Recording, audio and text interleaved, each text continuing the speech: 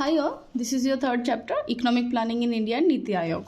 तो हम इसमें इकोनॉमिक प्लानिंग जो है वो कैसे की जाती है, क्या क्राइटेरियाज रहे हैं, क्या पॉलिसीज़ रही हैं, वो इस चैप्टर में पढ़ने वाले हैं। ठीक है, तो इकोनॉमिक प्लानिंग की डेफिनेशन सिंपल है कि हमारे जो यहाँ पे जो भी रिसोर्सेज हैं उनको हमें एलोकेट करना है। ठीक है, अब देखो रिसोर्सेज जो होते हैं ना, रिसोर्सेज मतलब जो भी साधन वगैरह होते हैं किसी चीज़ के लिए, तो रिसोर्सेज हमेशा स्कैर्स होते हैं। स्कैर्स मतलब कम होते हैं ना, वो हमेशा लिमिटेड होते हैं और उनको हम जिन यूजेस में डाल सकते हैं वो मल्टीपल होते हैं। जैसे आपकी सैलरी का एग्जांपल लेंगे तो आपकी जो सैलरी है वो लिमिटेड है, ठीक है, लेकिन उसको खर्च करने के बहुत सारे तरीके हैं। ठीक है, तो अब इस सैलरी को इस तरीके से इस्तेमाल करनी है कि हमारी सारी जो ज़रूरतें हैं, हमारे जो सारे खर्चे हैं वो उससे पूरे भी हो जाए और हमारे ऊपर मतलब हमारी कोई जो सेविंग्स वगैरह है वो भी हो जाए और डेवलपमेंट भी हो जाए, ग्रोथ होती रहे, इस टाइप का है। ठीक है, तो the making of major economic decision what and how much is to be produce, ठीक है, and to whom it is to be allocated. तो सिंपल सी बात है, हमको क्या बनाना है, ठीक है, और कितना बनाना है और जो हम बना रहे हैं वो किस में बांटना है। ठीक है, अब क्या होता है ना कि जो रिसोर्सेज हैं वो लिमिटेड होते हैं और उसको यूज़ करने वाले लोग भी बहुत सारे होते हैं। जैसे अपनी इंडिया की बात करें तो इनकम जो है वो लिमिटेड है, वो तो खैर सब जगह होगी। इवन जो इलॉन मस्क हैं वो भी खुश नहीं होगा अपनी सैलरी से या अपनी जो इनकम है उससे, तो इनकम जो है वो लिमिटेड होती है। अब हमारे इंडिया में अलग अलग कैटेगरी के लोग हैं ना, poor, middle class, lower middle class. ठीक है, तो इस तरीके से हमको इन रिसोर्सेज को एलोकेट करना है कि सबकी ज़रूरतें भी पूरी हो जाए और हम डेवलप हो सके, ग्रोथ कर सकें। ठीक है, और वो सारे डिसीजन लेने को हम इकोनॉमिक प्लानिंग कहते हैं या इकोनॉमिक प्लानिंग कहेंगे। अब नेशनल प्लानिंग कमेटी जो है इसको बनाया गया था 1938 में। ठीक है, और द इंडियन नेशनल कांग्रेस जो है वो बताती है वही है, डेमोक्रेटिक सिस्टम है। ये चीज़ ध्यान रखना है ना, आपके थोड़ा क्वेश्चन इस टाइप से आएगा। जो एक्सपर्ट्स हैं, डिसइंटरेस्टेड एक्सपर्ट्स, मतलब ऐसे एक्सपर्ट्स जिनका उस डिसीजन में कोई इंटरेस्ट नहीं, मतलब जिससे उनको कोई फायदा नहीं होने वाला, वो एक्सपर्ट कंजप्शन के, प्रोडक्शन के, इन्वेस्टमेंट, ट्रेड, इनकम डिस्ट्रीब्यूशन, है ना, अलग अलग तरीके के जो एक्सपर्ट्स हैं वो मिलके इस तरह का डिसीजन लेते हैं ना। और डेमोक्रेटिक सिस्टम के अंदर अपना जो देश है वो डेमोक्रेटिक है, अपना जो देश है गणतंत्र है।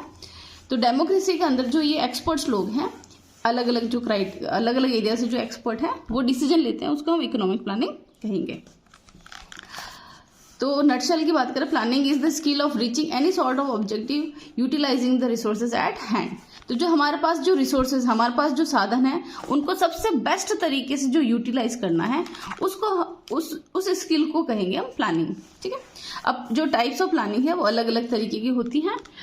ज्योग्राफिकल हो गई, ज्योग्राफिकल है या टर्म्स के, यहाँ पे अलग अलग जो टर्म्स हैं वो दे रखी है। पॉलिटिकल स्टैंड पॉइंट से देखेंगे तो फेडरल, स्टेट और लोकल। फेडरल मतलब नेशनल लेवल पे, स्टेट जो राज्य के स्तर है वो, लोकल मतलब सिटी वाइज या गांव वाइज ऐसा हो गया। ठीक है, अब सेंट्रलाइजेशन के बेसिस पे भी हो सकता है, सेंट्रलाइज या डिसेंट्रलाइज। सेंट्रलाइज मतलब कि सबका डिसीजन एक ही इंसान लेगा, एक पॉइंट पे सबका डिसीजन होगा, और डिसेंट्रलाइज मतलब ये डिसीजन मेकिंग पावर सब में बांट दी गई है। जैसे स्कूल का एग्जाम्पल लेते हैं, बैंक का एग्जाम्पल लेते हैं। मैनेजर होता है, ठीक है, अगर सारे डिसीजन बीएम ही लेगा, हर तरीके के डिसीजन अगर बीएम लेने लगेगा उसको हम सेंट्रलाइज प्लानिंग कहेंगे। ठीक है, और डिसेंट्रलाइज प्लानिंग मतलब क्लर्क भी अपने लेवल की प्लानिंग कर रहा है, ऑफिसर भी अपने लेवल की प्लानिंग कर रहा है, एबीएम अपने लेवल की प्लानिंग कर रहा है। ठीक है, अब जो टेम्पररी बेसिस पे भी हम कह सकते हैं, लॉन्ग टर्म है या शॉर्ट टर्म है। ठीक है, सेक्टरल भी हो सकती है इसमें, जैसे कि जोग्राफिकल एरिया से हो गया। और फिर है जो इकोनॉमिक प्लानिंग जो है ये भी हो सकती है, डेवलपमेंट जो ज्योग्राफिकल एरियाज होते हैं उसके हिसाब से हैं। ठीक है, अब इस जो ज्योग्राफी के हिसाब से भी कह सकते हैं, सेक्टोरल भी हो सकती है, ज्योग्राफिकल भी होती है। सेक्टरल मतलब सेक्टर वाइज, और ज्योग्राफिकल मतलब जो ज्योग्राफिकल एरियाज है उसके हिसाब से। तो जो यहाँ पे दे रखा है, सेक्टरल जो प्लानिंग होती है वो सिंगल सेक्टर पे ध्यान देती है, और जो स्पेशल प्लानिंग होती है वो डेवलपमेंट पे ध्यान देती है, ज्योग्राफिकल एरिया पे। ठीक है, अब आ जाते हैं यहीं पे देख लेते हैं जो रीजनल प्लानिंग है। ये कुछ पॉइंट्स है जो आपको ध्यान रखना है। जो रीजनल प्लानिंग है ये यूएस से शुरू हुई थी, सबसे पहले जो देश था वो था यूएस। ठीक, और जो नेशनल प्लानिंग है, रीजनल प्लानिंग मतलब जैसे राजस्थान ने अपनी कर दी, पंजाब ने अपनी कर दी, ठीक है, इस तरीके, या नॉर्थ ने अलग कर दी, साउथ ने अलग कर दी, ईस्ट ने अलग कर दी, वेस्ट ने अलग कर दी। ठीक है, उस तरीके की होती है, और ये रीजन के हिसाब से ही होती है, रीजनल एरिया में होती है। ठीक है, अब इसमें क्या होता है ना कि इसमें जो स्पेस यूटिलाइजेशन होता है, ये ह्यूमन एक्टिविटी जो डिस्ट्रीब्यूशन होता है ये काफ़ी सही हो जाता है ना। रीजनल की बात करें तो बहुत अच्छे से प्लानिंग की जा सकती है, क्योंकि यहाँ पे प्रॉब्लम्स एक तरीके की हैं, लोग एक तरीके के हैं और उसका समाधान भी एक तरीके का हो सकता है। नेशनल प्लानिंग है, ये सोवियत यूनियन ने सबसे पहले शुरू किया था और इन्होंने फर्स्ट 5 ईयर प्लान बनाया था 1928 से लेकर 1933 तक की। यहीं से सबको पता चला कि नेशनल प्लानिंग भी की जा सकती है।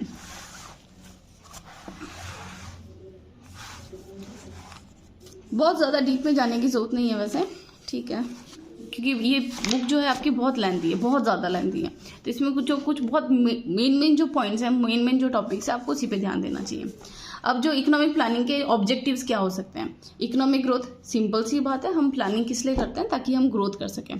पॉवर्टी एलिवेशन, अगर हमारे इंडिया की बात करें तो पॉवर्टी है या अनएम्प्लॉयमेंट है, सोशल जस्टिस जो है, इनइक्वालिटी है, ये हमारे देश में बहुत ज़्यादा है, ठीक है। तो अपनी अगर प्लानिंग की बात करें तो सबसे पहले होगी इकोनॉमिक ग्रोथ। सबसे जो पहला जो टारगेट होगा किसी भी इकोनॉमी का वो ये होगा कि हमारा देश जो है धीरे धीरे अमीर बने या धीरे धीरे ग्रोथ करे, ठीक है। अब सस्टेनेबल ग्रोथ क्या होती है? सस्टेनेबल ग्रोथ का मैं बता देती हूँ कि ऐसी ग्रोथ जो 1 साल बाद या 2 साल बाद हट ना जाए, ठीक है। जैसे कि ये जैसे अभी कोविड हुआ था तो चाइना ने क्या किया था, एक टेम्परेरी हॉस्पिटल लगाया था, तो ये एक सस्टेनेबल ग्रोथ नहीं है, ठीक है। सस्टेनेबल ग्रोथ वो होगी जो चलेगी, जो आने वाले समय तक चलेगी। जैसे इंडस्ट्रियलाइजेशन की बात करें ना, तो इंडस्ट्रियलाइजेशन एक सस्टेनेबल ग्रोथ नहीं है। क्यों?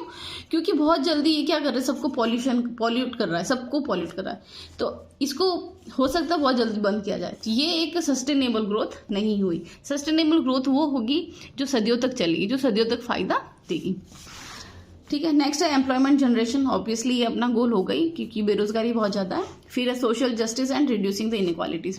इनइक्वालिटीज अलग अलग तरीके की होती है, ठीक है। पैसों की वजह से है या कास्ट की वजह से, कलर की बेसिस है। तो इंडिया में अलग अलग तरह की जो इनइक्वालिटीज हैं या सोशल जो इनजस्टिस चल रहा है उसको दूर करना है और सोशल जस्टिस स्थापित करना है और इनइक्वालिटी वो भी जो दूर करनी है। नेक्स्ट है सेल्फ रिलायंट इकोनॉमी। जैसे ये जो 1991 में 1992 में जो अपनी पॉलिसी आई थी ना LPG, क्या हुआ कि अपने देश में बहुत ज़्यादा जो पेमेंट क्राइसिस आ गया था। मतलब हमने बहुत सारा इंपोर्ट कर लिया था लेकिन हमारे पास पेमेंट करने के लिए पैसे नहीं थे। तो सेल्फ रिलायंट इकोनॉमी कौन सी होगी? वो इकोनॉमी जिसको अपनी किसी भी प्रॉब्लम के लिए बाहर से किसी से मदद ना लेनी पड़े, ठीक है। जैसे अभी हो रहा है ना, अपना देश सेल्फ रिलायंट बनाना है, सेल्फ रिलायंट बनाना है, अपने देश में सारी चीज़ें बनाओ, जो चल रहा है ना मोदी जी का, वो यही है। सेल्फ रिलायंट इकोनॉमी वो होगी जो अपनी किसी भी तरह की चीज़ों को उस चीज़ के लिए किसी और के ऊपर वो नहीं है, निर्भर नहीं है। फिर है modernization of the economy. Modernization बहुत ज़रूरी है। अपना जो एग्रीकल्चर है, अपना एग्रीकल्चर इसीलिए पीछे है क्योंकि मॉडर्नाइजेशन बहुत जल्दी नहीं हुआ है। तो मॉडर्नाइजेशन मतलब सिंपल सी बात है, जो न्यू टेक्निक सारी जो नए नए तरीके हैं उनका इस्तेमाल किया जाए। तो ये कुछ ऑब्जेक्टिव्स हैं इकोनॉमिक प्लानिंग के। नेक्स्ट है इकोनॉमिक प्लानिंग की हिस्ट्री की बात करें तो 1930 तक जो पॉलिटिकल इंडिपेंडेंट इंडिया हो चुका था, 1947 तक धीरे धीरे हम आज़ाद हो ही गए थे। तो 1950 में हमारे पास हमारी प्लानिंग शुरू हुई थी। जो इंडिया में है 1950 में इकोनॉमिक प्लानिंग शुरू हुई थी।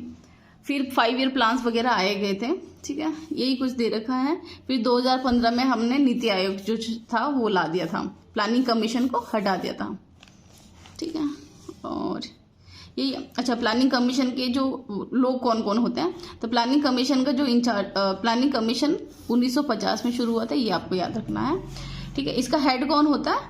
इसका हेड होता है प्राइम मिनिस्टर, जो होते हैं वो चेयरमैन होते हैं और डेप्यूटी चेयरमैन भी होता है। इसमें ये जो भी प्लानिंग करता है इसको इम्प्लीमेंट कौन करता है? NDC, national development council. ये भी प्राइम मिनिस्टर के द्वारा ही हेड की जाती है। चेयर इसका जो होता है प्राइम मिनिस्टर ही होता है, ठीक है। फिर बाद में ये सब हट गया था और नीति आयोग आ गया था, ठीक है। नीति आयोग लाने का सिंपल सी जो रीज़न है वो यही था कि हमारे देश की जो इकोनॉमी है, जो इसका इकोनॉमी है उसका तरीका है जो थोड़ा धीरे धीरे चेंज हो गया था। तो जो रिक्वायरमेंट्स अपनी इकोनॉमी को है वो जो प्लानिंग कमीशन है वो पूरी नहीं कर पा रहा था, इसलिए हमने नीति आयोग को सेटअप किया।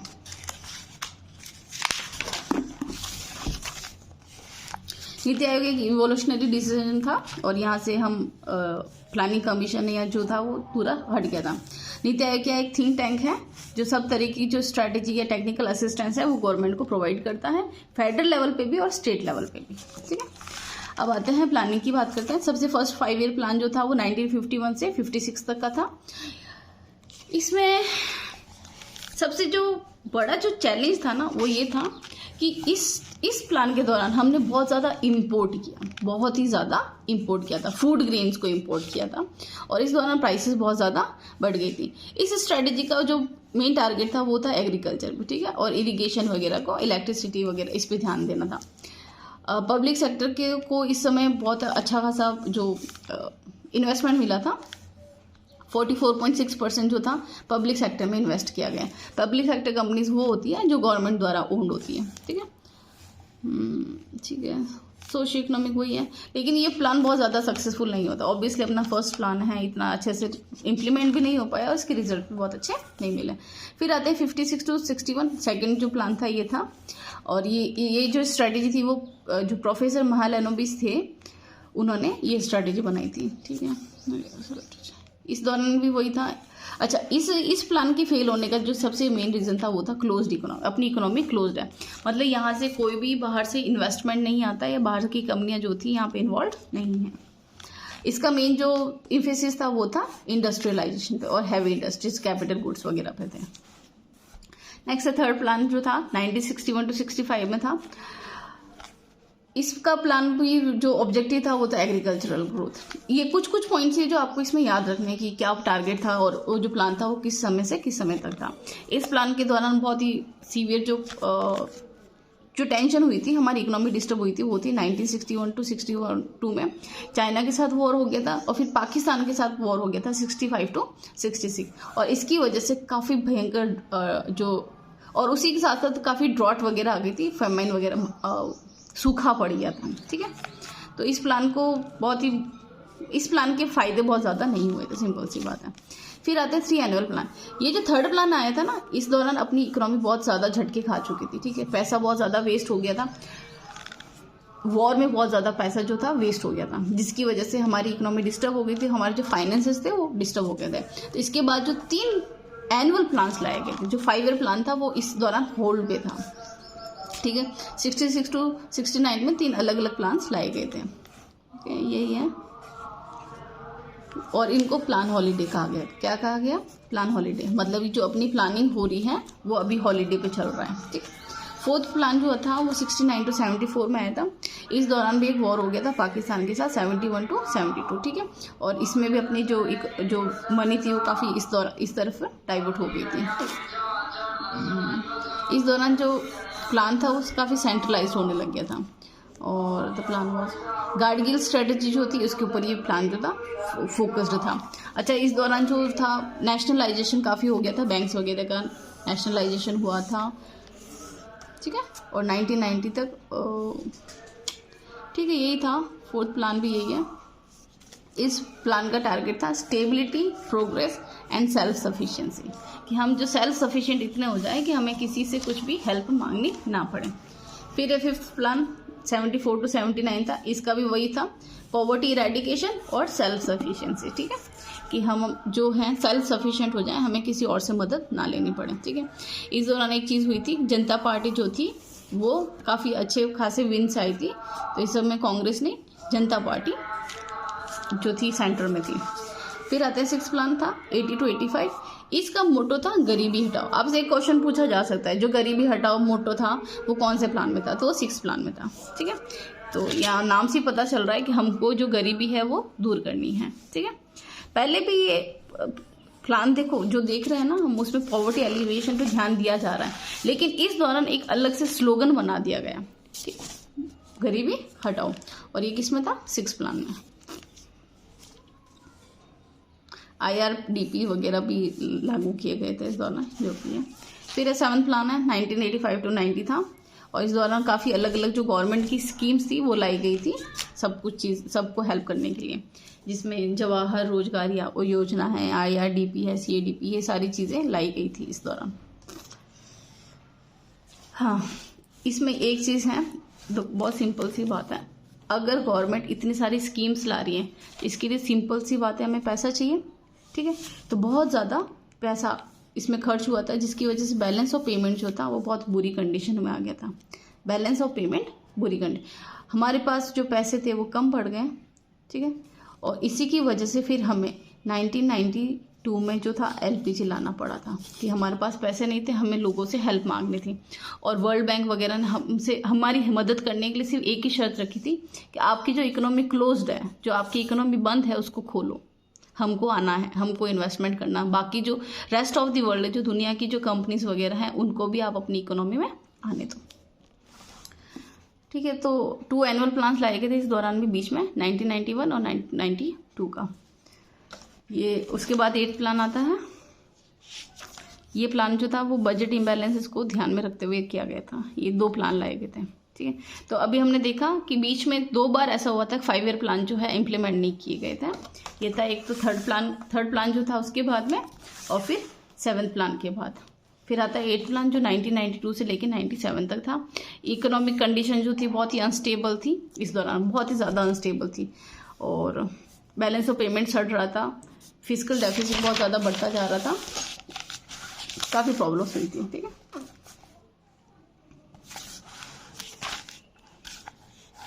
अब ये जो प्लान था ना 8th प्लान, ये मैक्रो इकोनॉमी पे बहुत ज़बरदस्त फोकस कर रहा था। मैक्रो इकोनॉमी, मैं आपको एक चीज़ बता देती हूँ, माइक्रो इकोनॉमी क्या होती है और मैक्रो इकोनॉमी क्या होती है।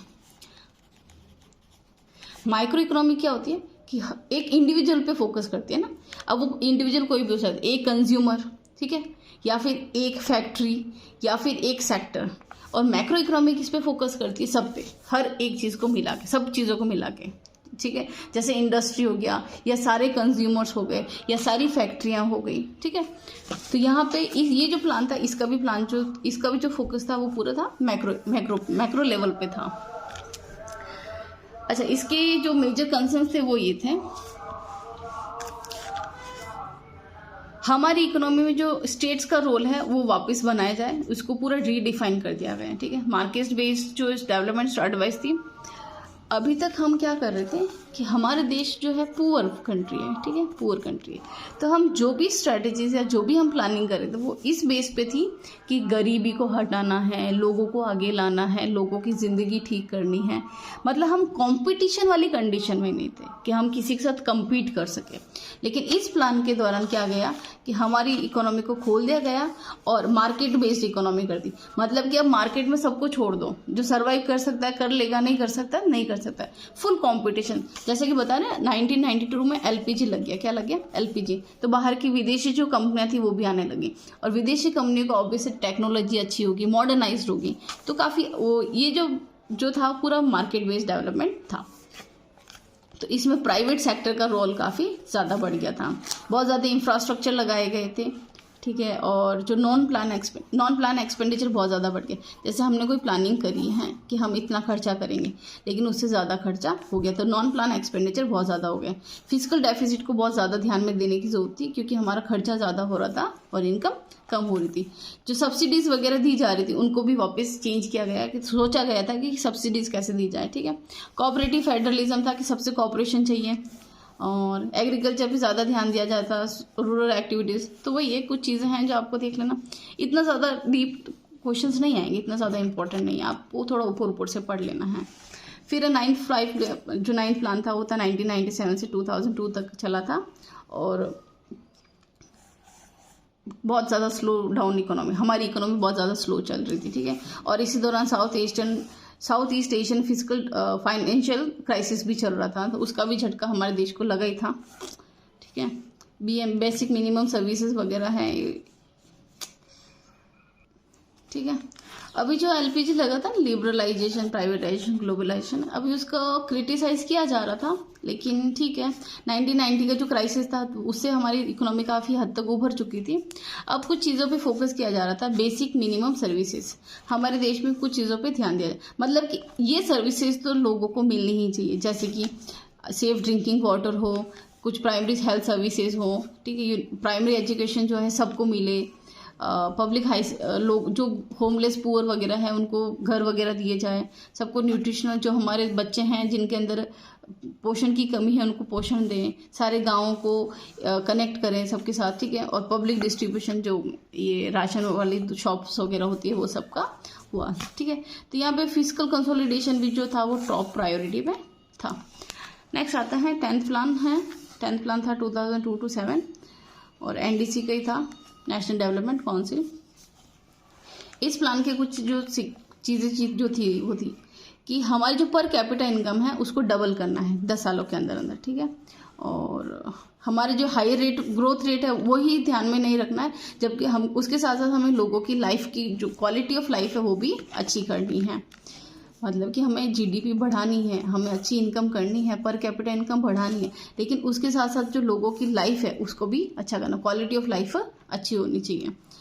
फिर है मॉनिटरेबल जो टारगेट्स, मतलब इस दौरान हमने ये देखा कि हमको पैसे भी कमाने, अच्छे खासे पैसे कमाना है।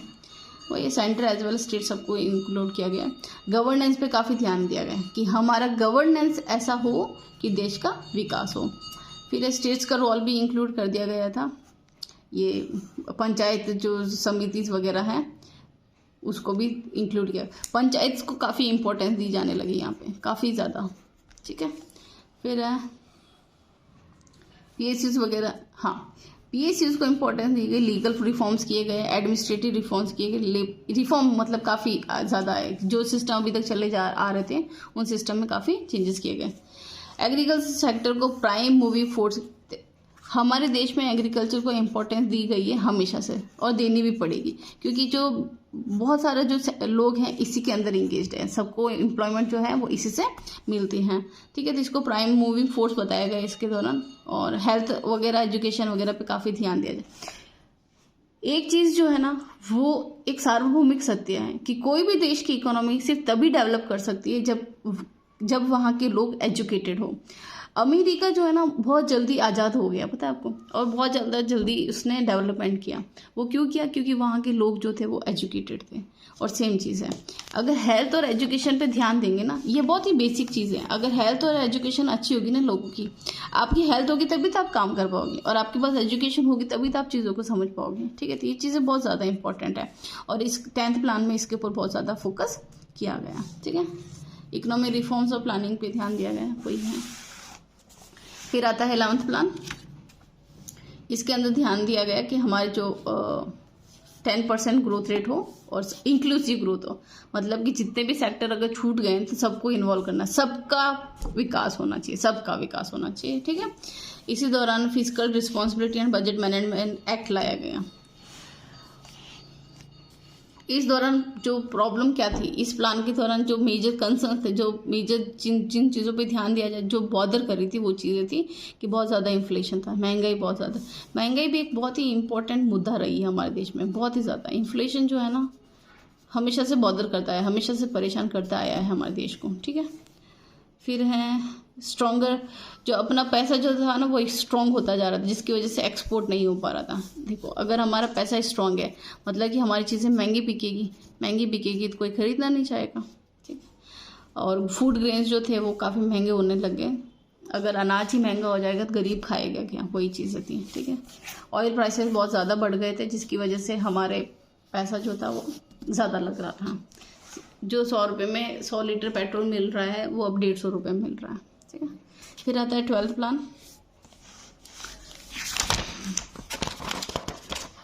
12th प्लान जो था वो प्लानिंग कमीशन का आखिरी प्लान था, उसके बाद नीति आयोग आ जाता है। ये था 2012 से 17 के बीच में, ठीक है। तो ये जो प्लान था ये था ड्राफ्ट अप्रोच पेपर के बेस्ड था। प्लानिंग कमीशन ने एक पेपर बनाया था, ठीक है। इसमें क्या किया गया कि अब ये जो हमारी गवर्नमेंट थी ये मानती थी कि यहाँ के जो सिटीजन्स हैं वो इन्फॉर्म्ड है, उनको पता है क्या हो रहा है। तो इस दौरान क्या किया गया, सबसे पूछा गया कि आपके क्या क्या सजेशन है, हम अगर प्लानिंग कर रहे हैं तो उसमें आपकी क्या क्या सजेशन होंगे। तो जो 950 सिविल सोसाइटी ऑर्गेनाइजेशन थे, इन्होंने नेशन वाइड इनपुट्स दिए थे। बिजनेस एसोसिएशन जो थे, जो छोटे छोटे बिजनेसेस को रिप्रेजेंट करते थे, उनसे भी कंसल्ट किया गया।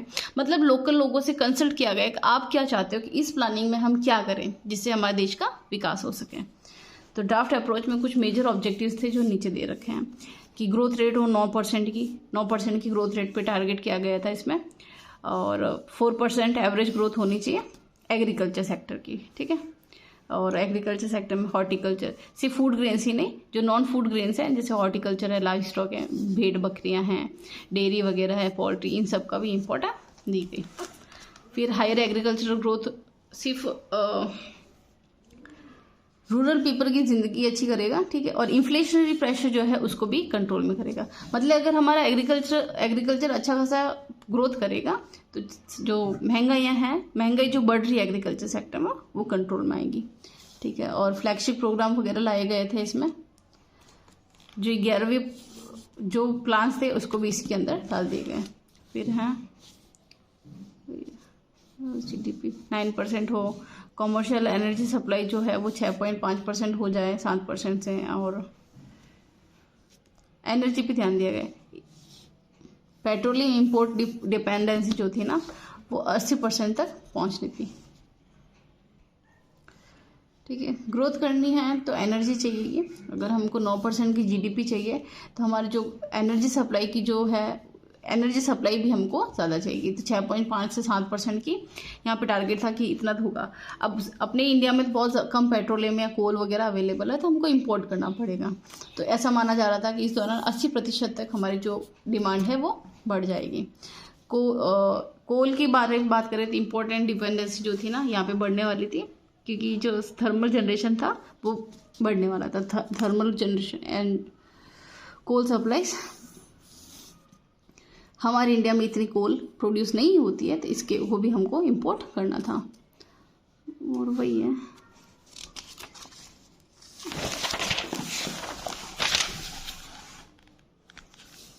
वाटर मैनेजमेंट स्ट्रेटेजी वगैरह लाई गई। ये वही सारी चीज़ें आप पढ़ोगे तो आपको समझ में आ जाएगा। एक चीज़ ये है कि पब्लिक प्राइवेट पार्टनरशिप को इम्पोर्टेंस दी गई थी कि जो पब्लिक सेक्टर है या जो गवर्नमेंट सेक्टर है वो दोनों मिलके काम करें। हेल्थ एजुकेशन है, वही चीज़ें हमारे देश की जो बेसिक ज़रूरतें हैं उनको ध्यान दिया है। और नेक्स्ट जो था कि जो प्लान किया है हमको उसको अचीव करना है। अभी आपको ये नटशेल दे रखा है कि ये जो अलग अलग प्लान थे इनकी ऑब्जेक्टिव्स क्या थे और इनका असेसमेंट कि हमने कितना इनको अचीव किया था। तो वही है, फर्स्ट 5 ईयर प्लान है। 1951 to 56 की बात करें तो जो रेफ्यूजीज आए हैं, मतलब जो इंडिया पाकिस्तान के बीच में जो पार्टीशन हुआ था, तो वहाँ से काफ़ी लोग यहाँ आए होंगे, उनका ध्यान रखना है। एग्रीकल्चर ग्रोथ होना चाहिए, सेल्फ सफिशिएंट होना है, महंगाई जो बढ़ रही है उसको ध्यान देना है, इरिगेशन पे और पावर प्रोजेक्ट्स पे ध्यान देना है। तो इसका 2% 1% ग्रोथ थी, लेकिन हमने 3.6% किया। एक्टिव रोल था गवर्नमेंट का, और 5 IITs सेटअप किए गए थे। नेक्स्ट सेकंड प्लान जो था इसका था कि फास्ट इंडस्ट्रियलाइजेशन हो। मैंने बताया ना, ज़्यादा से ज़्यादा इंडस्ट्रियलाइजेशन हो, हैवी इंडस्ट्रीज वगैरह पे ध्यान दिया गया था। 4.5% की टारगेट था, जबकि हुई थी 4.27%। फुली एग्जीक्यूट नहीं हो पाया था क्योंकि हमारे पास फॉरेन एक्सचेंज ज़्यादा नहीं था। हाइड्रो इलेक्ट्रिक पावर प्लांट और 5 स्टील कंपनियां यहाँ पे बनाई गई थी, भिलाई, दुर्गापुर, रूरकेला वगैरह में। थर्ड प्लान है, इसका था नेशनल इकोनॉमी को बूस्ट करना है, और 5% से पर एनम जो है अपना टारगेट था। बेसिक इंडस्ट्रीज को करना है, सेल्फ सफिशिएंसी होनी चाहिए।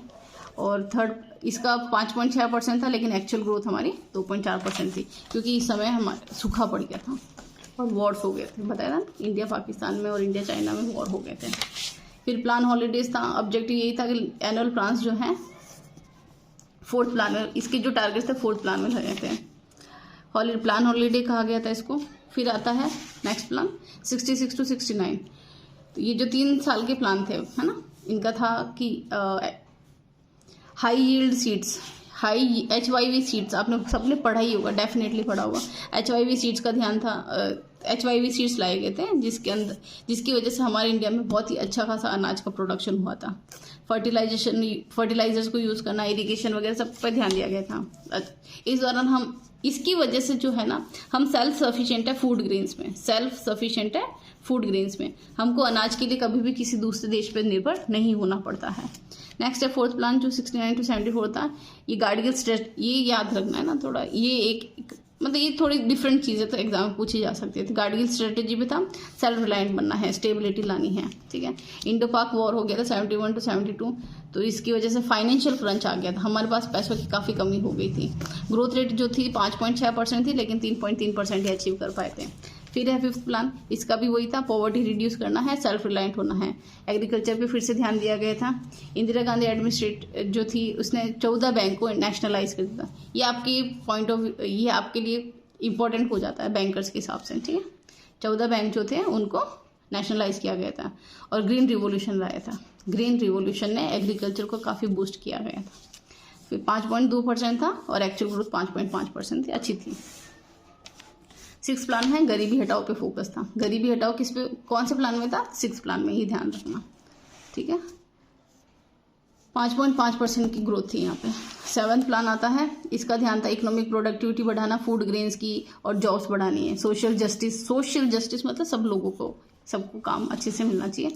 तो जवाहर रोजगार योजना आई गई थी और 1949 में काफ़ी ज़्यादा वेजेस वगैरह बढ़ाई थी। 5% का टारगेट था, 6% ग्रोथ हुई थी, अच्छी बात है। फिर आता है नेक्स्ट जो एनुअल प्लान था, 8th प्लान था, इस fast changing political environment at the centre. जो पॉलिटिकल किसी भी देश के डेवलपमेंट के लिए ना पॉलिटिकल एनवायरनमेंट अच्छा होना जरूरी है, स्टेबिलिटी होना बहुत जरूरी है, बहुत ज़्यादा जरूरी। आज किसके हाथ में सरकार है, कल किसके हाथ में, इसकी वजह से प्लानिंग वगैरह की गई है उसको ठीक से इम्प्लीमेंट नहीं कर पाते हैं, ठीक है। प्राइवेटाइजेशन और लिबरलाइजेशन हो गया था, मैं पहले बता। लिबरलाइजेशन का मतलब है जो लाइसेंस होता है, हर किसी को वो काम करने की परमिशन नहीं मिलती है, लेकिन सबको अनुमति मिलने लग गई, ठीक है। प्राइवेटाइजेशन हो गया था, काफ़ी जो PSUs थे जो बहुत ही बेकार परफॉर्म कर रहे थे उनको बेच दिया गया। एम्प्लॉयमेंट और सोशल रिफॉर्म पे इस पर ध्यान दिया गया था। फिर 11th प्लान है rapid economic and rapid expansion in agriculture, वही है एग्रीकल्चर को एक्सपेंड करना, हर तरीके की डेवलपमेंट यहाँ पे जिस पे फोकस किया जा रहा है। LPG की वजह से LPG इम्प्लीमेंट किया गया था इस दौरान और 5.6% की जो ग्रोथ रेट हमने टारगेट की थी 6.7% हुई थी, अच्छा हुआ था, काफ़ी अच्छा परफॉर्म किया। 9th प्लान में आता है एक BMS पे ध्यान, बेसिक मिनिमम जो सर्विसेज हैं वो देनी है, मतलब कि ग्रोथ भी होनी चाहिए लेकिन जस्टिस और इक्विटी के साथ सब लोगों को अच्छी जो बेहतर जो बेसिक रिक्वायरमेंट्स हैं, जो मूल संसाधन होते हैं वो सबको मिलने चाहिए, पानी है, हेल्थ है, एजुकेशन है, ठीक है। ओवरऑल स्लो डाउन इकोनॉमी थी, 7.1 का टारगेट था, 6.8% हमने किया। अच्छा, south east Asian financial crisis कब आया था? 96 से 97, तो कौन से प्लान में आया था? 9th प्लान में। फिर आता है 10th प्लान, 2 से 7 के बीच की बात है। वेज रेट एटलीस्ट 50% बाई 2000, ठीक है। हाई क्वालिटी इन एम्प्लॉयमेंट और प्रोवाइड, ये कुछ इसके टारगेट थे, लेकिन अचीव कितने हो पाए पता नहीं। 7.7% की एक्चुअल ग्रोथ रेट थी और हमने क्या टारगेट किया था? 8.1%, अच्छी ग्रोथ थी वैसे तो। फिर आता है 11th प्लान, 7 से 12 के बीच में था और इसका मतलब ये इंक्लूसिव ग्रोथ हो, सबको सबका डेवलपमेंट होना है। प्लानिंग कमीशन जो थी, प्लानिंग कमीशन की जो ग्रोथ एक्सपेक्टेशन थी उसकी वजह से physical responsibility budget management act लाया गया था 11th प्लान में। तो क्वेश्चन आ सकता है physical responsibility and budget management act जो था वो कब लाया गया? 11th प्लान में था, ठीक है। 9% का टारगेट था, 7.5% हमने अचीव किया था। 12th प्लान है फास्टर, मतलब जल्दी से जल्दी हमको डेवलपमेंट करना है और सस्टेनेबल ग्रोथ होनी चाहिए, सस्टेनेबल ग्रोथ होनी चाहिए, ऐसी ग्रोथ जो लंबे समय तक चले। 8% का टारगेट था, 6.7% हमने अचीव किया। इस दौरान जो था हमारा टारगेट था कि 10% जो मैन्युफैक्चरिंग सेक्टर जो है वो 10% से ग्रोथ करें और एग्रीकल्चर सेक्टर जो है वो 4% से ग्रोथ करें और 88,000 जो मेगावाट की इलेक्ट्रिसिटी जनरेशन कैपेसिटी का भी टारगेट था इसमें। 5 ईयर प्लान्स की अगर परफॉर्मेंस की बात करें तो ठीक था। तो ये है प्लानिंग, जो 5 ईयर प्लान्स थे काफ़ी अच्छा, कई बार उन्होंने काफ़ी अच्छी अचीवमेंट्स भी की, कई बार वो फेल हो गए। तो हमारा टारगेट जो था वो नेशनल इनकम को बढ़ाना था, पर कैपिटा इनकम को बढ़ाना था, ठीक है। लेकिन कई बार ये सक्सेसफुल रहे, कई बार नहीं रहे। सिंपल सी बात है, आप सभी जानते हैं हमारा देश अभी भी डेवलपिंग कंट्री है, अभी डेवलप हुआ नहीं है, ठीक है। तो सिंपल सी बात है, हमने अभी तक टारगेट्स अचीव नहीं किए। जो जितने भी 12 प्लान थे उसमें 7 प्लान जो थे उन्होंने ग्रोथ रेट जो थी जितने हमने उम्मीद की थी उससे कम ग्रोथ किया है। फिर ग्रोथ रेट जो थे मॉडस्ट थे, पहले 3 दशक तो बेकारी था, फिर बाद में धीरे धीरे उन्होंने अच्छा परफॉर्म करना शुरू किया। ग्रोथ हिस्ट्री में बहुत ही ज़्यादा फ्लक्चुएशंस है, उतार चढ़ाव बहुत ज़्यादा है और नेगेटिव पर कैपिटा इनकम भी कई बार रिकॉर्ड की गई कि हम माइनस में चल रहे हैं और वो कब हुआ? 71 और 72 में, और 91 और 92 में। एग्रीकल्चर सेक्टर की ग्रोथ की बात करें, काफ़ी वॉलेटाइल रहा, बहुत ही ज़्यादा इसमें चेंजेस थे। तो और सिंपल सी बात है, एनवायरमेंटल फैक्टर की वजह से ग्रीन रिवॉल्यूशन जो लाया गया था 1960, ये जो गवर्नमेंट ने अगर अब तक बहुत कोई शानदार काम किया ना, तो वो था ग्रीन रिवॉल्यूशन। ठीक है, ये 1960 में लाया। इसकी वजह से हमारा देश सेल्फ सफिशिएंट है। हमें अनाज अब किसी भी देश से मंगवाने की जरूरत नहीं है। हम इतने सेल्फ सफिशिएंट है कि हमारा भी हो पाता है और हम बचा हुआ जो है एक्सपोर्ट भी कर पाते हैं इसी की वजह से। ठीक है, सेल्फ सफिशिएंट है हम फूड ग्रेन्स में, और काफ़ी बहुत सारे एग्रीकल्चर प्रोडक्ट्स में हम लीडिंग एक्सपोर्टर्स है, हम टॉप पे हैं। ठीक है, आयरन स्टील का एक्सपेंशन हुआ, मशीन टूल्स, इंडस्ट्रियलाइजेशन भी काफ़ी अच्छा वर्क कर रहा है। ठीक है, हम इसमें भी कहेंगे कि काफ़ी हद तक जो है सेल्फ सफिशिएंट हैं। इंजीनियरिंग आइटम्स है काफ़ी जो है हम इंडिया जो है एक्सपोर्ट करता है, 86% अराउंड तक जो मर्चेंडाइज एक्सपोर्ट है वो करते हैं। अब आते हैं नीति आयोग की बात करते, इस पर आपको मेरे हिसाब से क्वेश्चन 100% पूछा जाएगा कि नीति आयोग क्या है, किस तरह से काम करता है एंड ऑल। नीति आयोग 1 जनवरी 2015 में सेटअप किया गया था, यूनियन कैबिनेट किया था, वहाँ पे रिजोल्यूशन हुआ था। नीति आयोग एक थिंक टैंक है जो डायरेक्शनल पॉलिसी सजेशन देता है कि हमें किस तरफ जाना है और हमारी क्या पॉलिसीज होनी चाहिए। सिंपल सी बात, एक तरह से प्लानिंग कमीशन है, और ये टेक्निकल असिस्टेंस दोनों को, सेंटर को भी देता है, स्टेट्स को भी देता है, शॉर्ट टर्म और लॉन्ग टर्म जो भी स्ट्रेटेजीज है उसमें देता है। नीति आयोग ने प्लानिंग कमीशन को रिप्लेस किया जो कि 1950 में सेटअप किया गया था। हमारे देश की जो एम्बिशंस और जो नीड्स हैं उसको फुलफिल करने के लिए नीति आयोग का सेटअप हुआ है। और कोई चीज़ें हैं, ये इम्पोर्टेंट, नीति आयोग जो है 2 हब्स पे फोकस्ड है, team India and the knowledge and innovation hub. ठीक है, तो नाम से पता चल रहा है इसमें सेंट्रल एंड स्टेट गवर्नमेंट वगैरह सब इन्वॉल्व है, और जो नॉलेज एंड इनोवेशन हब है ये नीति का थिंक टैंक कैपेबिलिटीज़ को बढ़ाता है। चलो ठीक है, ये इम्पोर्टेंट। नीति आयोग जो है इसका चेयरमैन कौन होता है? प्राइम मिनिस्टर होता है। नीति आयोग जो है इसमें इसकी गवर्निंग काउंसिल होती है, उसके चेयरपर्सन होते हैं, एक्स ऑफिशियो मेंबर्स होते हैं और वाइस चेयरमैन होते हैं, फुल टाइम मेंबर्स वगैरह होते हैं। जो बाकी स्टेट्स हैं उनके चीफ मिनिस्टर भी इसके मेंबर्स होते हैं, और अंडमान निकोबार आइलैंड जो है उसका लेफ्टिनेंट गवर्नर भी इसका होता है, और स्पेशल इन्वाइटीज जो हैं नीति आयोग के वो भी इसके मेंबर्स होते हैं। अब जो नीति आयोग के फंक्शंस क्या है, नीति आयोग का प्लानिंग कमीशन, एक प्लानिंग कमीशन क्या करता है, वो सारे के सारे इसके जो फंक्शंस है वो सारे हैं वही है। नेशनल डेवलपमेंट होना चाहिए, प्रायोरिटी सेक्टर स्ट्रेटेजीज वगैरह ध्यान में देते हुए है, कमीशन बनाना है, वही सारी चीज़ें। आई थिंक ये अगर क्वेश्चन में आ भी जाता तो आप देख के बता सकते हो प्लानिंग कमीशन जो नीति आयोग है उसके क्या क्या फंक्शंस हो सकते हैं। तो नीति आयोग जो था वो क्यों लाया गया? प्लानिंग कमीशन जो था वो कह रहा है कि जो न्यू डेवलपमेंट स्ट्रेटेजीज थी उसके साथ ट्यून में नहीं था। प्लानिंग कब शुरू हुई? 1950 में, जब हमारा देश आज़ादी हुआ था। तो हमारा जब देश आज़ाद हुआ ही है तो बहुत सारी प्रॉब्लम्स थी इसमें, पॉवर्टी है, अनएम्प्लॉयमेंट है। पॉवर्टी सबसे मेन था। ठीक है, डेवलपमेंट करने के बहुत सारे तरीके नहीं थे, पैसे इतने नहीं थे हमारे पास। ठीक है, तो 2 चीज़ें हैं जो प्लानिंग कमीशन के अगेंस्ट जा रही थी। एक तो जो हमने 1992 में क्या कर दिया, एलपीजी ला दिया। ठीक है, एलपीजी की वजह से क्या हो गया कि हमारा जो मार्केट था वो कॉम्पिटिटिव हो गया। प्लानिंग कमीशन का मेन रोल क्या था कि जो गरीब लोग हैं, ठीक है, या जो बहुत ही बेसिक रिक्वायरमेंट्स है उस पर फोकस करना है। देखो, अगर आपके पास पैसे हैं और आप बहुत ज़्यादा भूखे हो तो आप सबसे पहले क्या करोगे? पैसे खाना ही खाओगे, है ना? फिर आप कपड़े पहनोगे, फिर आप घर बनोगे, इस तरीके से प्रोसेस चलता है। तो यहाँ पे वही चीज़ है कि हमारा देश अभी आज़ाद हुआ है, अभी हमको रोटी की ज़रूरत है। किसकी ज़रूरत है? रोटी की। बड़े बड़े भवन या बड़ी बड़ी बिल्डिंग्स की हमको ज़रूरत नहीं है। तो वही चीज़ थी। तो जब हमने एलपीजी ला दिया 1992 में, जब हमने एलपीजी ला दिया, अब भवन बनाना ज़रूरी हो गया क्योंकि विदेशी मेहमान आने लग गए हैं। क्या आ गए? विदेशी मेहमान आने लग गए हैं, तो अब हमको बड़े बड़े भवन बनाने ही पड़ेंगे, भले ही हम भूखे सोए लेकिन हमको भवन बनाना। तो वही चीज़ थी। तो प्लानिंग कमीशन का तो मेन रोल था कि पॉवर्टी हटाना है, ग्रोथ करनी है, डेवलपमेंट करना है, लेकिन लोगों को ध्यान में रखते हुए, सबका विकास करते हुए। और ये चीज़ पॉसिबल नहीं थी 1992 में, क्योंकि मार्केट इकोनॉमी हो गई थी, बाहर के जो लोग हैं वो आने लग गए थे, कॉम्पिटिटिवनेस बढ़ गया था। सेकेंड ये था कि जो प्लानिंग कमीशन है वो सेंटर पे इसका प्लानिंग होता है ना, सेंटर लेवल पे प्लानिंग होता है। तो जो स्टेट्स हैं उनकी अलग अलग रिक्वायरमेंट है, अलग अलग राज्य हैं उनकी अलग अलग रिक्वायरमेंट है।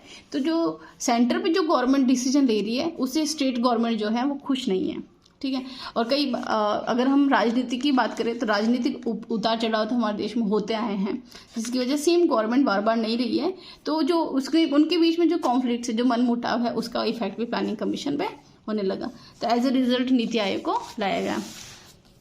सेकंड पॉइंट जो है वो अकाउंटेबिलिटी है। तो प्लानिंग कमीशन जो है ना, प्लानिंग करता था, लेकिन उसके रिजल्ट जो आए हैं वो आए तो ठीक आए हैं, उसके लिए जवाबदार कौन है? अगर ग्रोथ नहीं हुआ है तो नहीं हुआ है, प्लान जो थे एग्जीक्यूट किए लेकिन उसका अगर रिजल्ट नहीं मिला तो नहीं मिला। इसलिए नीति आयोग को लाया गया ताकि जो अकाउंटेबिलिटी है उसके ऊपर फोकस किया जाए कि तुम्हारे पास इतने पैसे, तुमने इतने पैसे खर्च किए तो रिजल्ट क्यों नहीं मिला, टारगेट्स क्यों नहीं पूरे हुए। तो उस चीज़ की वजह से यह लाया गया। फिर है physical federalism and inter governmental coordination. तो जो नीति आयोग है ना, ये दोनों तरफ पे काम करता है, स्टेट्स के लिए भी और फिजिकल फेडरलिज्म को भी प्रमोट करता है। तो इसकी वजह से भी इसको लाया गया। तो अभी जैसे सेंट्रल गवर्नमेंट के टारगेट्स कुछ अलग। सेंट्रल गवर्नमेंट क्या सोचता है कि पूरे देश का विकास हो, पूरे देश में एजुकेशन बढ़े, पूरे देश में हेल्थ जो फैसिलिटीज़ है हो, सबकी इनकम बढ़े, सारे राज्यों की इनकम बढ़े।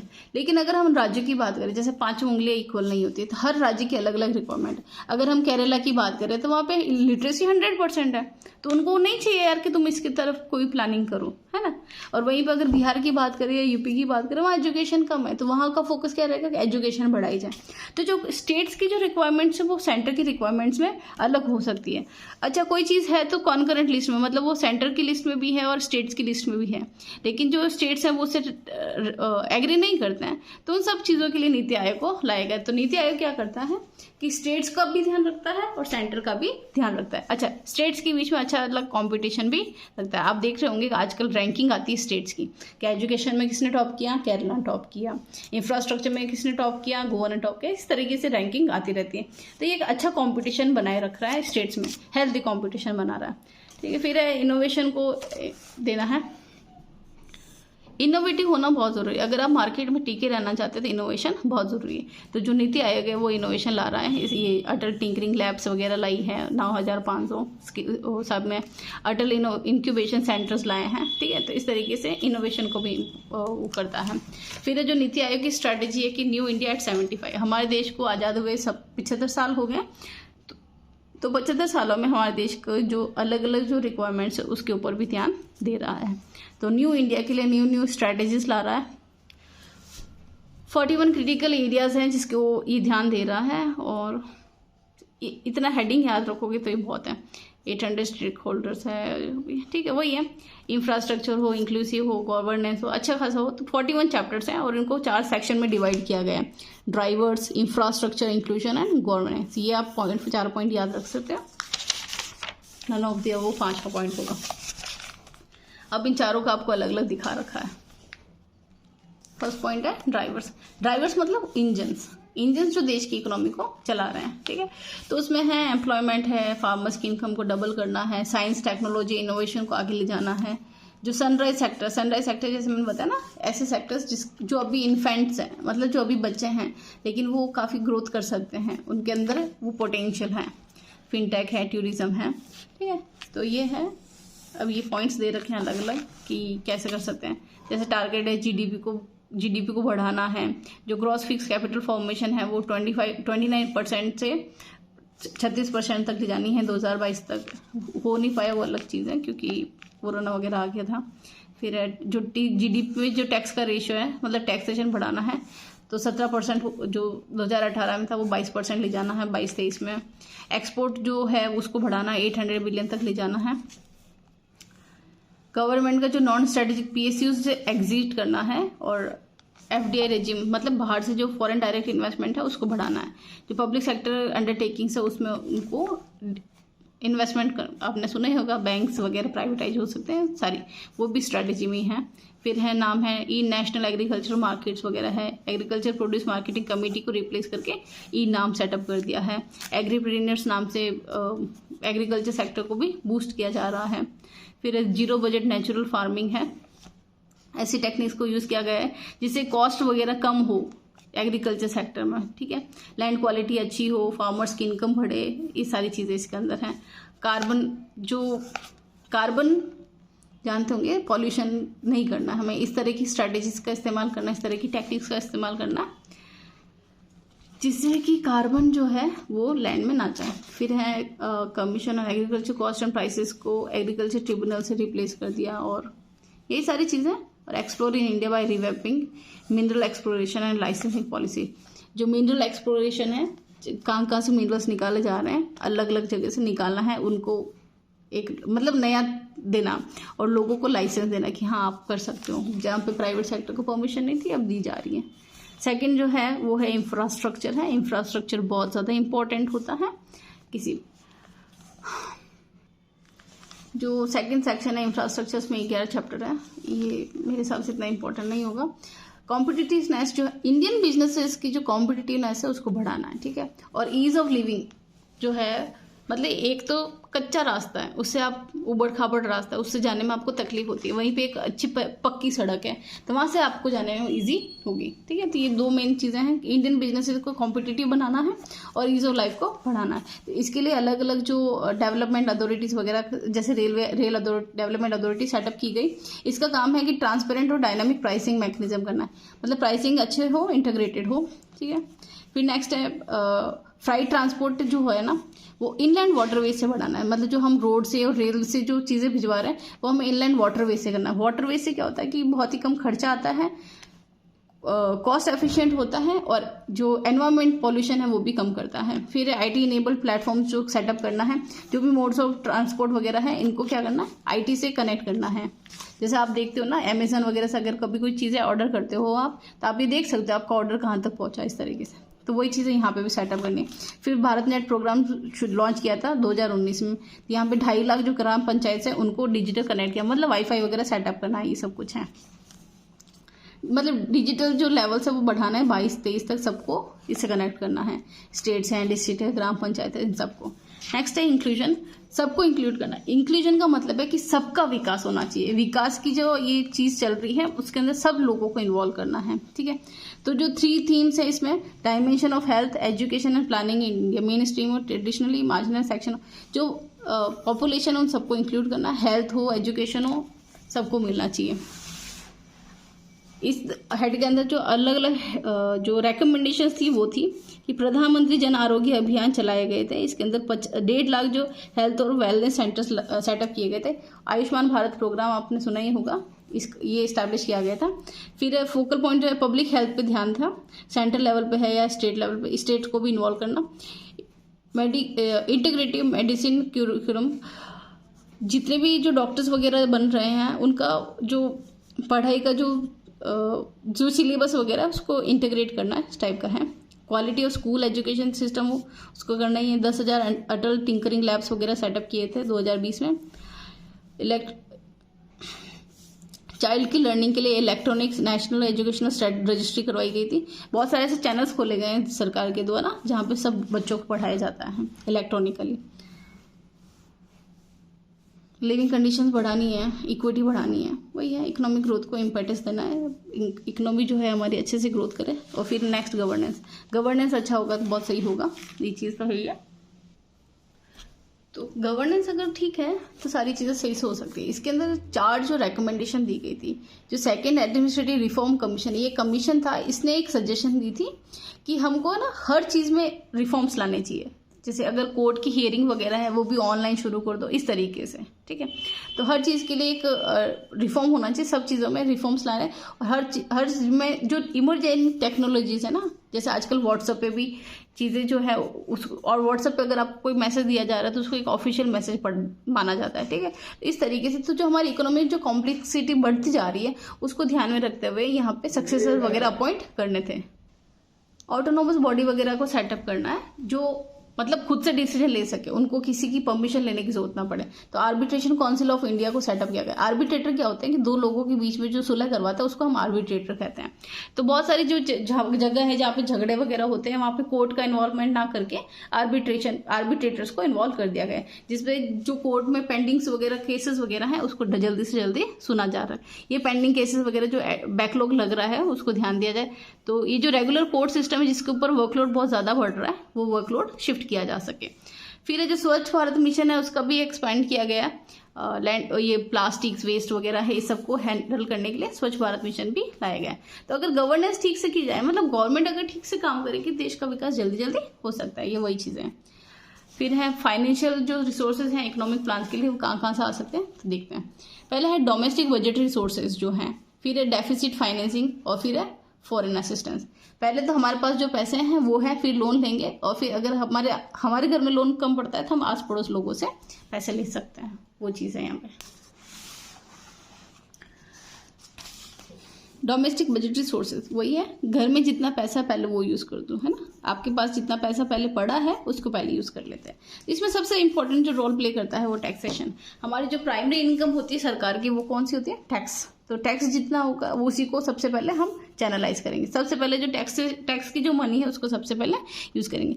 फिर जो डोमेस्टिक फिजिकल रिसोर्सेज है जैसे कि पब्लिक बोरोइंग, पब्लिक से ले लिया, स्मॉल सेविंग्स वगैरह जो है, पब्लिक एंटरप्राइज जो जितनी भी PSUs वर्क कर रही है उसमें जो प्रॉफिट हो रहा है उसका इस्तेमाल कर लिया, ये सब होता है, ठीक है। और ये इसी का इस्तेमाल 5 ईयर प्लान्स वगैरह में किया गया था। फिर है डेफिसिट फाइनेंसिंग। डेफिसिट फाइनेंसिंग फिर क्या होता है कि रेवेन्यू प्लस कैपिटल है। रेवेन्यू अकाउंट वो होते हैं जिसके अंदर हमारे कोई भी जो एसेट्स हैं वो कम नहीं होती हैं, और कैपिटल अकाउंट वो होते हैं जिसमें हमारे एसेट्स कम होती हैं। जैसे कि किसी से जैसे रेंट ले लिया तो रेंट में हमारे कोई एसेट कम नहीं हो रही है, ठीक है। लाइसेंस के पैसे जो होते हैं उसमें भी कोई एसेट कम नहीं हो रही है, और वहीं पे मशीन बेच ली तो यहाँ पे कैपिटल कम हो रही है ना। तो जहाँ पे कोई भी लॉस नहीं होता लेकिन गेन होता है वो होता है रेवेन्यू, और जहाँ पे लॉस भी होता है और गेन भी होता है उसको होता है कैपिटल, ठीक है। तो कई बार जो सरकार की जो फाइनेंसिंग है, जो इनकम होती है रेवेन्यू से और कैपिटल से, वो इनकम एक्सपेंडिचर से कम पड़ जाती है, मतलब हमारा खर्चा ज़्यादा हो जाता है और इनकम कम हो जाती है। तो उस केस में क्या करता है सरकार, जो RBI के पास जो पैसा पड़ा है, सरकार का भी पैसा RBI के पास पड़ा होता है, तो ऐसे केसेस में क्या करती है सरकार, RBI से पैसे ले लेती है, या फिर RBI को कहती है कि नई करेंसी प्रिंट करें, ठीक है, in the forms of bonds and all. फिर आता है जो सेंट्रल बैंक है उससे ये कम पड़ गया, जैसे खुद के पास जो पैसे थे वो कम पड़ गए, RBI से भी जो पैसे पड़े थे वो सेविंग्स ले ली। मतलब सिंपल सी बात, आपके पास घर में जो पैसा पड़ा था वो आपने यूज़ कर लिया, अब आप बैंक भी जाओगे, बैंक में जो आपका पैसा पड़ा है वो यूज़ करोगे। अब वो भी कम पड़ गया तो अब क्या करोगे, आप बैंक से लोन लोगे। तो सरकार भी वही करती है, सेंट्रल बैंक से, कमर्शियल बैंक से, और जो स्टेट गवर्नमेंट जो होती है उनसे भी ट्रेजरी बिल्स के रूप में लोन लेती है सरकार, ठीक है। फिर आता है कि रेवेन्यू डेफिसिट फाइनेंसिंग सबसे इंपॉर्टेंट सोर्स ऑफ प्लानिंग है, ये ध्यान रखना, is the second most important source of planning. सबसे पहले तो टैक्स जो मनी है वो होती है। ये जो डेफिसिट है ये भी 3 तरह की हो सकती है, ठीक है। Borrowings from public and foreign governments, पहले पब्लिक से और फिर फॉरेन गवर्नमेंट है उनसे भी पैसे ले सकते हैं, सरकार से। वर्ल्ड बैंक की बात नहीं हो रही है, सरकार की बात हो रही है। फिर है कैश बैलेंस है जो रिजर्व बैंक के पास पड़े वो ले लेना, और फिर रिजर्व बैंक के पास जो पैसे हैं जो इनके जमा किए हुए वो कम हो गए, तब रिजर्व बैंक से हम क्या करेंगे, लोन लेंगे। फिर है फॉरेन असिस्टेंस। फॉरेन असिस्टेंस में वही है फॉरेन डायरेक्ट इन्वेस्टमेंट, वो ले लो। आजकल सॉफ्टवेयर हार्डवेयर वगैरह में काफ़ी फॉरेन डायरेक्ट इन्वेस्टमेंट आने लगे, मतलब कि विदेशी कंपनियां जो यहाँ पे आके इन्वेस्ट करेगी। लोन भी ले सकते हैं वर्ल्ड बैंक से, IBRD है, IDA है, इस तरीके से अलग अलग डेवलपमेंटल प्रोजेक्ट्स के लिए जो लोन लेते हैं वो लेती हैं। RBRD जो है नॉन कंसेशनल लोन्स देती है, फेवरेबल होते हैं काफ़ी ये, क्योंकि ये सस्ते होते हैं। IBRD जो है ये देखो किस किस के लिए लोन देती है, infrastructure, poverty alleviation, rural development and human resource development के लिए IBRD जो है ये पैसे देती हैं। इसका मेन फोकस है पॉवर्टी को कम करना और सस्टेनेबल डेवलपमेंट होना चाहिए, ठीक है। लोन्स, गारंटीज और नॉन लेंडिंग सर्विसेज के थ्रू देती हैं। इंडिया का डेवलपिंग है और मॉडर्नाइजिंग है, ठीक है। इंडिया सिर्फ लोन लेती भी नहीं है, देती भी है। इंडिया खुद एक डेवलपिंग कंट्री है और मॉडर्नाइज करे, लेकिन फिर भी इंडिया जो है काफ़ी हेल्पिंग हैंड देती है। देखो कई बार वर्ल्ड में क्राइसिस आता था, इंडिया सबसे पहले हेल्प करती है। इंडिया ने रिसेंटली $100 बिलियन का जो था वो लोन दिया, वर्ल्ड बैंक को हेल्प की थी, जब शायद कोरोना था या ऐसा कुछ था। तो इंडिया भी जो है हेल्प करता है, लोन देता है लोगों को, ठीक है। तो ये चैप्टर है, एक बार रिवाइज कर लेना। जहाँ पे आपको लगे कि स्लो चल रहा है तो वहाँ पे आप थोड़ा फास्ट फॉरवर्ड करके पढ़ लेना। Okay, thank you very much.